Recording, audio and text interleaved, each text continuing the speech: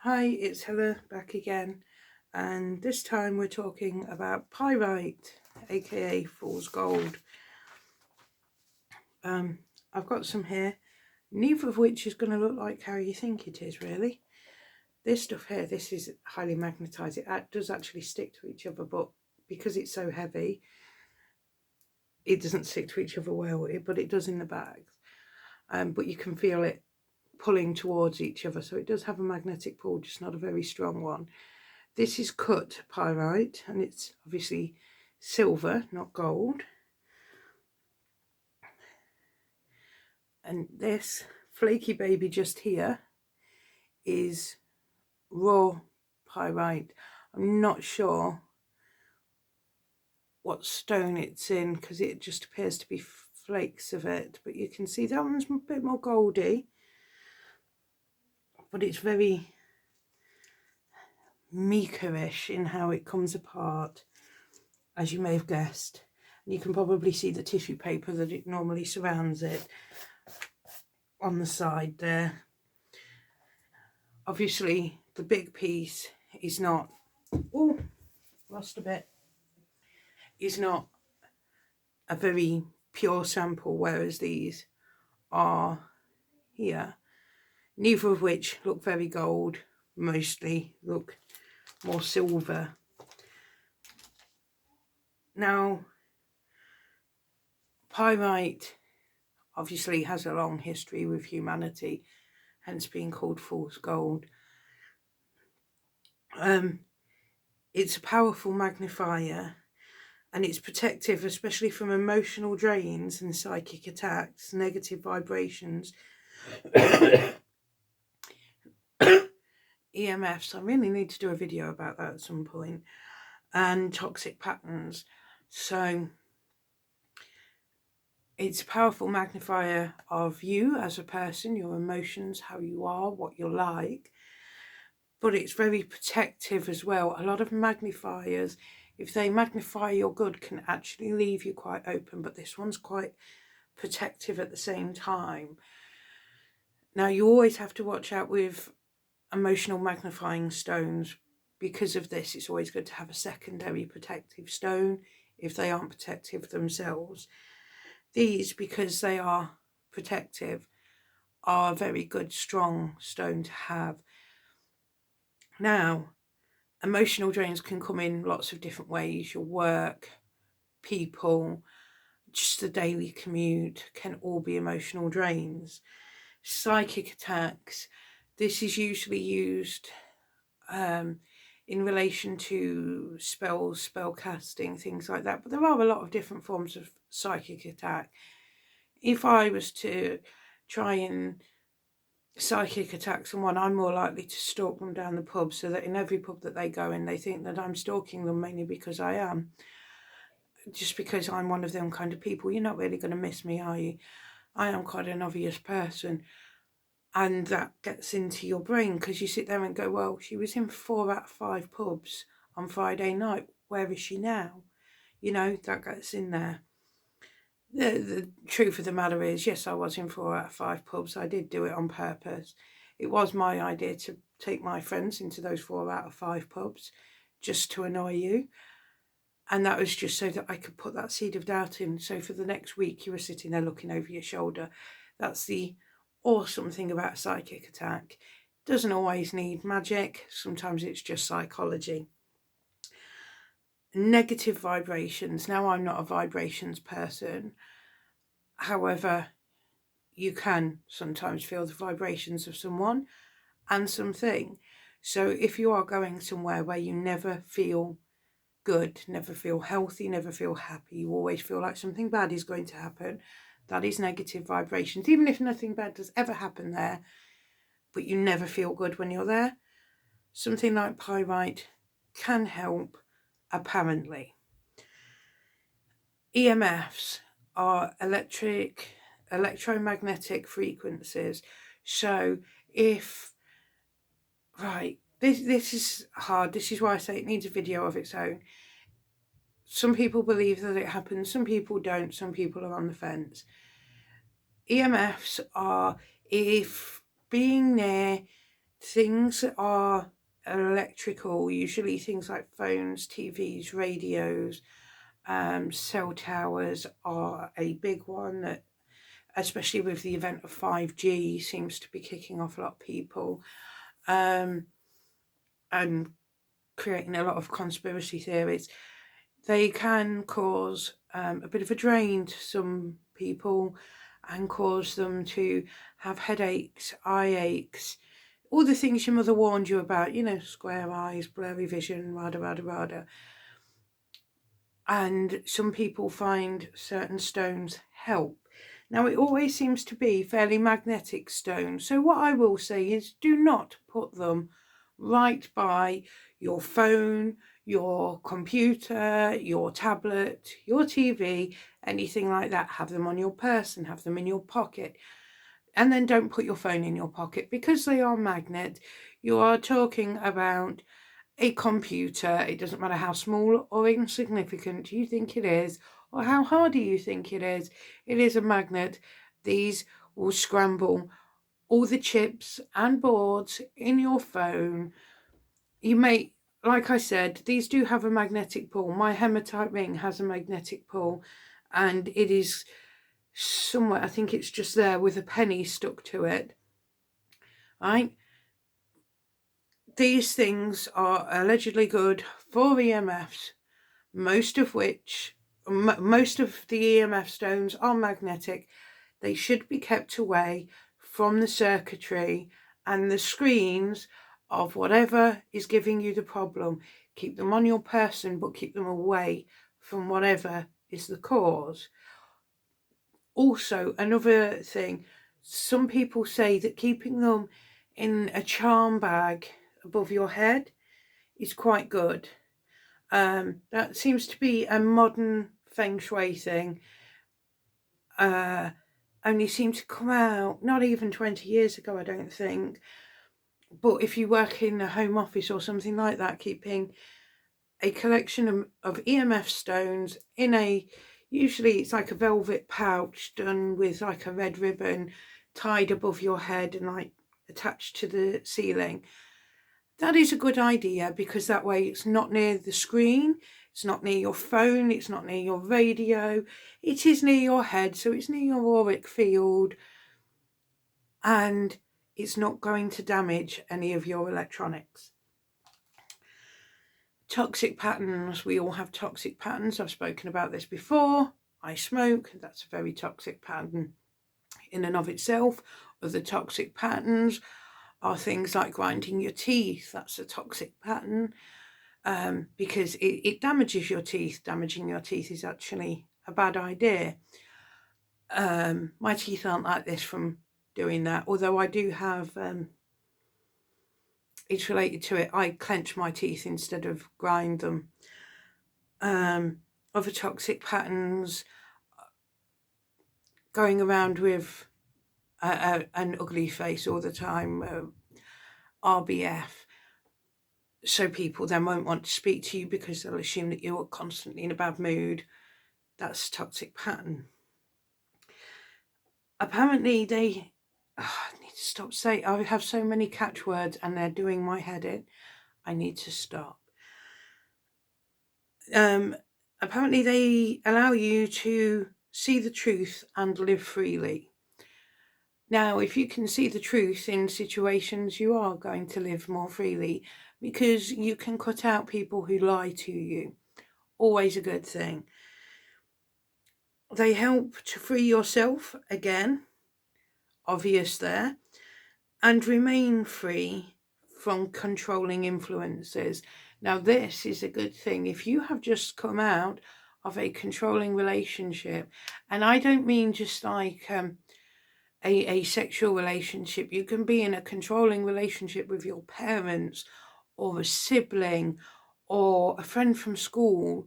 They can all be controlling relationships, even your own boss. They can help.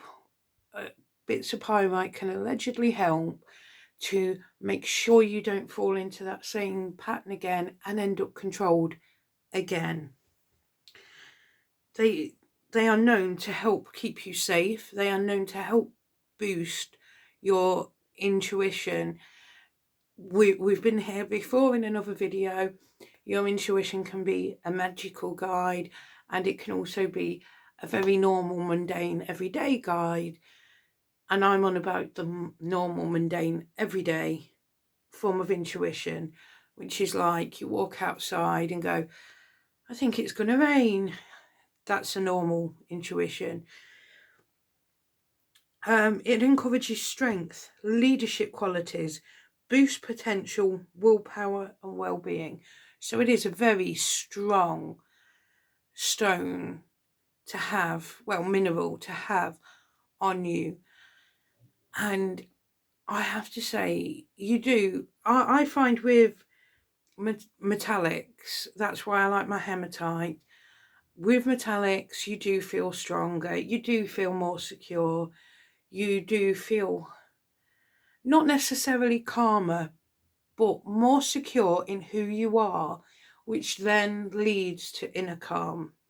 Outer calm, you may still be as manic as ever, but inside you know what you're doing and the purpose, which they can be miles apart from each other, but you know what you're doing, you know why, and that's always a good thing, because a lot of times these days people, they think they know what they're doing, they think they know why, but then they don't take that next step.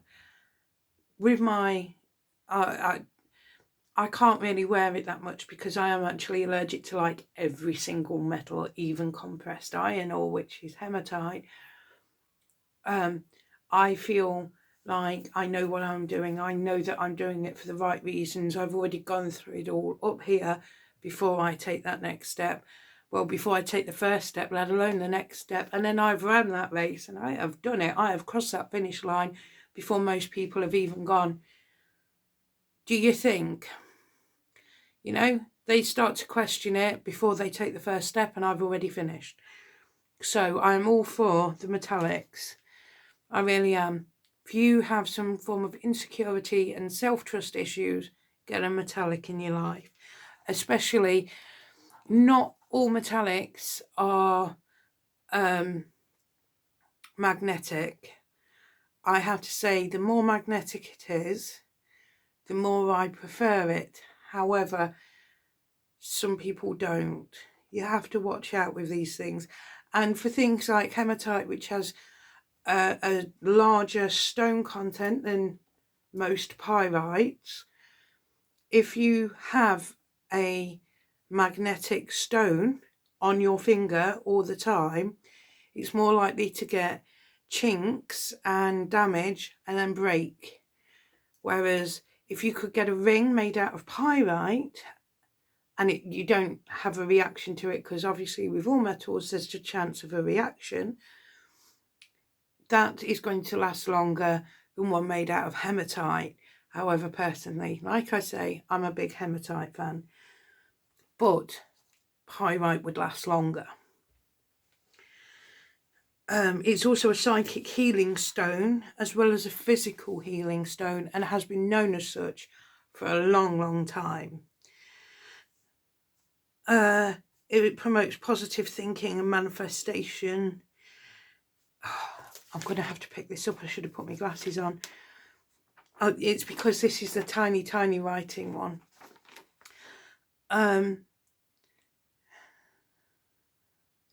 Right, it imparts favourable energy to your business. So it's good to keep on desks or by tills. So basically, it's good for business to have around. It boosts the energy levels, which is always good. Always, always good. Like I've said before, and if you've seen my other videos that are more about me, I do have low energy levels. I haven't even finished those videos off, but you can sort of tell just about everything about me is like, let's just see how much energy we can burn just getting out of bed. Yeah, I've done that. Yeah, it's got a masculine energy, I could have told you that. But it can help balance your yin and yang, as in your male and female energies. Now, normally if something is highly male or highly female, it will sway you towards male or sway you towards female. The fact that this is male but a balancing stone is actually quite a good thing, and actually quite a rare thing, right? That means that if you are very feminine, and I am going to go again and go for the extreme here, the floral dress, always in pink, perfect hair, perfect makeup, nails done, girly girl, right? And you are feeling suddenly too masculine, you are suddenly going for the more my look, more the film t-shirts, the jeans, the keychains. Sorry, I really am going for my look here. Army boots. Let's just go for the full me, right? And you suddenly sit there and go, this isn't me at all. I haven't even put lipstick on for 3 days. What's going on? Right? You're going to sit there and realise that you've suddenly taken a swing to the masculine. So you wouldn't think a masculine stone would be a good idea. However, this actually is, because it's a balancing stone. If you are good with it, you are close to it, you have a good working relationship with your pyrite, it can help. Because now obviously this is all on how you deal with your stones. If you do your stones and use them in this kind of way, doing some meditation with it or some magic with it, or whatever you need to do, sticking it on your altar, sleeping with it under your bed, carrying it in your pocket or in your handbag or whatever. And again, for the man, if you've gone too far feminine, you're suddenly grooming more than you normally do when you're already like ready to walk on a runway, and you're suddenly sitting there going, well, why have I just bought myself a top with butterflies on? I'm actually quite confused now. Again, get this, do whatever you do with your stones, and because it is a balancing stone, well, I keep saying it's a stone, it's technically not. Keep it on you, and what it will do is it will work out where it's gone wrong on the metaphysical level, and hopefully help straighten up the kinks and get you back to how you normally are. We all know how we normally are and how we normally should be. Now, some stones are balancing stones, some are male, some are female. I know that sounds weird. Balancing stones, by the way, if you are gender neutral or gender fluid, tend to be more your kind of stones, unless you are swinging one way or the other and need to balance up. So if you're suddenly swinging more male, maybe a female stone might help to balance you up more. But this could help in that way. So always good to know that it can help. It can find the kinks. It can straighten out the kinks in your psychological armour, as it were, and help with that. However, if you are a very masculine person, it's just going to bolster your masculinity. I'm surprised I haven't got a Santa Claus beard, honestly. You don't need to know about that. I think we've done that. It helps with mental clarity and focusing on tasks, always handy. Aids you to be assertive and aids with creativity. Now, creative types, in general, most of the artists I know, very few of them are actually assertive, especially with themselves. So, could be a very good stone for you guys. May help with nightmares and maybe even snoring when kept under your pillow. So, that could be a good one. I will say, I wouldn't go for a little square like that under your pillow. That is quite dangerous. If you can find one of the larger bits, normally you get them about that big and quite rough but quite sturdy. I'd go for one of those bits, not one of these little squares. These are awesome And these I'd say like to put in your windowsill or to make into jewellery, not for putting under pillows. I wouldn't even say put these in your pocket, because they're not dangerously pointy, but if you put these in your pocket, you'd soon end up with a hole. Now, significant deposits have been found in Peru, Chile, Britain, Spain, Italy, and North America. Its name reportedly dates back to 50 Anno Domini and comes from the Greek word for fire, as when you strike it against other rocks or steel, it gives off sparks. Pyrite is made of iron disulfide and is often found in coal mines. There are two distinct types of pyrite. One is very crystalline or druzy structure, whilst one has a more distinct cubic appearance. There are some that exhibit a mixture of both types, known as Isis or Osiris pyrite. There is another form, known as a pyrite sun, where it occurs as a round mineral concretion and may also contain markazite or markazite, depending on how you like saying it. They form as a circle radiating from a central point and are very rare. So there you go, there's your geographical, I can't remember the word. The bit about how it's formed for you. So there you go, there's your lesson on pyrite. I feel like a teacher.